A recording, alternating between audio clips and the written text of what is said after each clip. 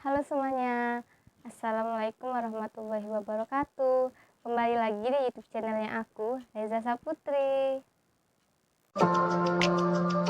I can swear, I can joke, I say what's on my mind. Halo guys, perkenalkan nama saya Reza Saputri dari Prodi S1 Farmasi A semester 2 dengan NIM 19110019 Universitas Kader Bangsa Palembang.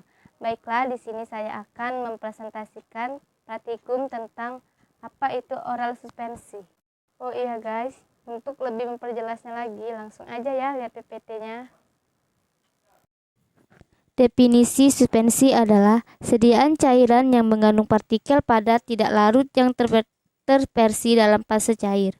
Sediaan yang digolongkan sebagai suspensi yaitu 1. Suspensi oral adalah sediaan cair mengandung partikel dapat yang terdispersi dalam pembawa cair dengan bahan pengaroma yang sesuai dan ditunjukkan untuk penggunaan oral.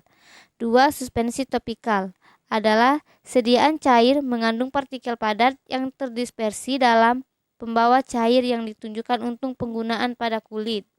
3. Suspensi tetes telinga adalah sediaan cair mengandung partikel-partikel halus yang ditunjukkan untuk diteteskan di telinga bagian luar. 4. Suspensi optalmik adalah sediaan cair steril yang mengandung partikel yang terdispersi dalam cairan pembawa untuk pemakaian pada mata. Obat dalam suspensi harus dalam bentuk termikronisasi agar tidak menimbulkan iritasi atau goresan pada kornea. 5. Suspensi untuk injeksi adalah sediaan berupa suspensi serbuk dalam medium cair yang sesuai dan tidak disuntikkan secara intravena atau ke dalam larutan spinal. Yang keenam, suspensi untuk injeksi terkonstitusi adalah sediaan kering dengan bahan pembawa yang sesuai untuk membentuk larutan yang memenuhi semua persyaratan untuk suspensi steril secara penambahan bahan yang sesuai. Adapun contoh gambar macam-macam suspensi.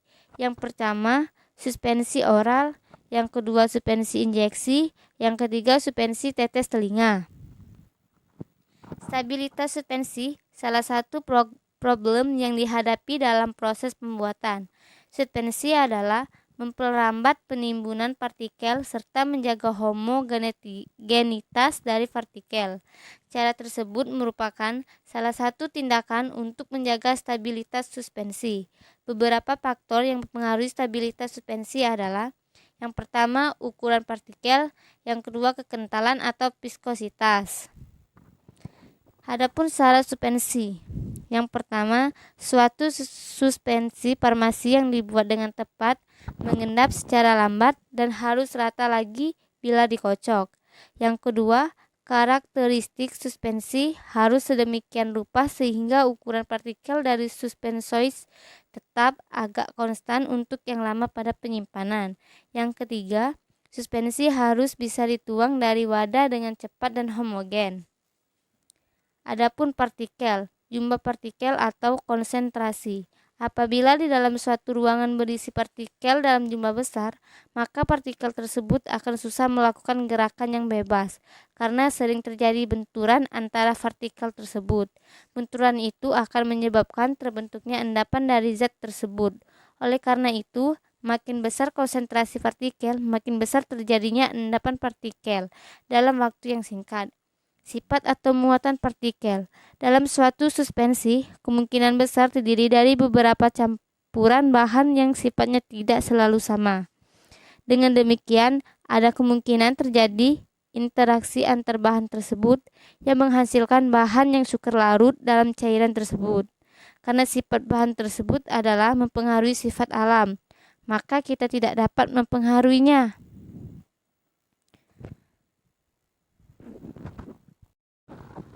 Bahan pensuspensi atau suspending agents dapat dikelompokkan menjadi dua, yaitu yang pertama, bahan pensuspensi dari alam.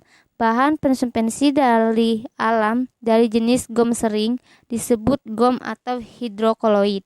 Gom dapat larut atau mengembang atau mengikat air sehingga campuran tersebut membentuk mukilago atau lendir. Dengan terbentuk mukilago, maka viskositas cairan tersebut bertambah dan akan menambah stabilitas suspensi. Bahan pensuspensi sintesis termasuk dalam golongan ini adalah metil selulosa, karbisimetil selulosa atau CMC, hidroksi metil selulosa.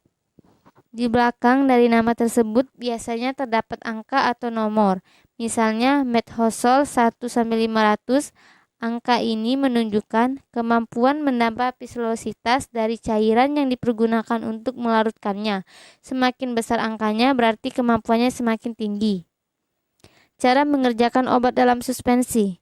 Suspensi dapat dibuat dengan cara menambah serbuk bahan obat ke dalam mukilago yang telah terbentuk, kemudian baru diencerkan.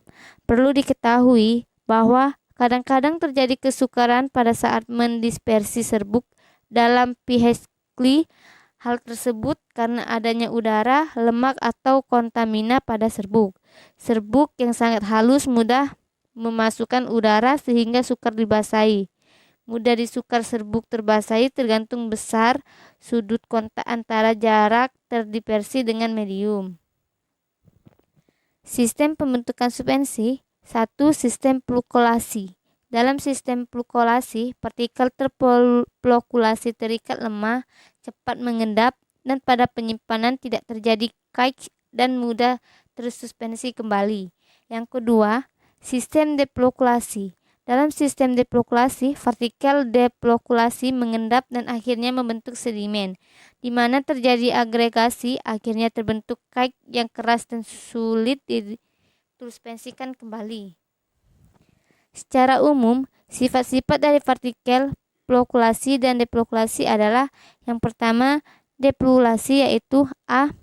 Partikel suspensi dalam keadaan terpisah satu dengan yang lain. B. Sedimentasi yang terjadi lambat, masing-masing partikel mengendap terpisah dan ukuran partikel adalah minimal. Yang C. Sedimen terbentuk lambat. Dan D. Akhirnya sedimen akan membentuk kek yang keras dan sukar terdispersi lagi. Yang E. Wujud suspensi menyenangkan karena zat tersuspensi dalam waktu relatif lama. Yang kedua, flokulasi. A. Partikel merupakan agregat yang bebas. B. Sedimen terjadi cepat.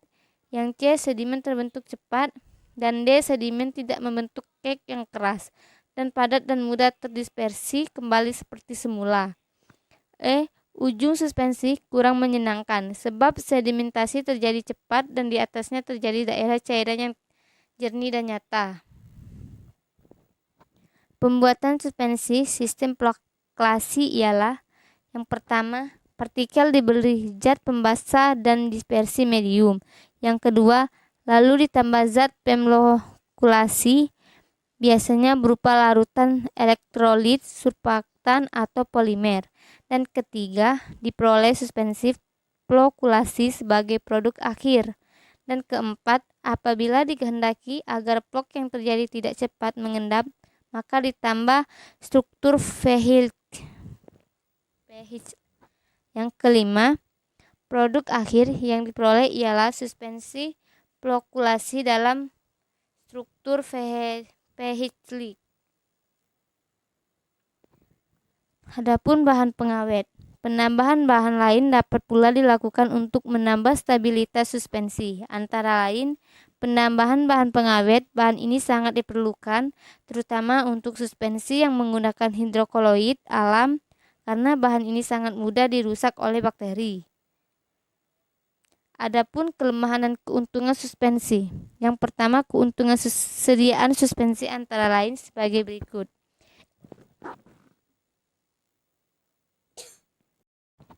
Yang A. Bahan obat tidak larut dapat bekerja sebagai depo. Yang B. Beberapa bahan obat tidak stabil jika tersedia dalam bentuk larutan. Yang C. Obat dalam sediaan suspensi rasanya lebih enak dibandingkan dalam larutan. Yang kerugian bentuk suspensi antara lain: yang A. Rasa obat dalam larutan lebih jelas. Yang B. Tidak praktis bila dibandingkan dalam bentuk sediaan lain, misalnya pulperes, tablet, dan kapsul. Yang C. Rentan terhadap degradasi dan kemungkinan terjadi reaksi kimia antar kandungan dalam larutan di mana terdapat air sebagai katalisator. Dan kesimpulan Dalam membuat sediaan suspensi, kita harus memperhatikan syarat-syarat atau karakteristik bahan yang akan digunakan sehingga hasilnya memuaskan. Kita juga harus mengetahui kekurangan dan kelemahan dari sediaan suspensi serta mengetahui faktor-faktor yang mempengaruhi formulasi ataupun pembuatan sediaan farmasi. Dan menurut saya, saran sebagai tenaga kefarmasian, kita harus mempelajari dan memahami tentang sediaan suspensi karena sangat bermanfaat dalam dunia farmasi yang akan kita geluti. Nah, begitu saja dari presentasi saya. Baiklah, itu saja yang bisa saya sampaikan. Kurang dan lebih saya mohon maaf dan semoga bermanfaat. Saya akhiri. Wassalamualaikum warahmatullahi wabarakatuh.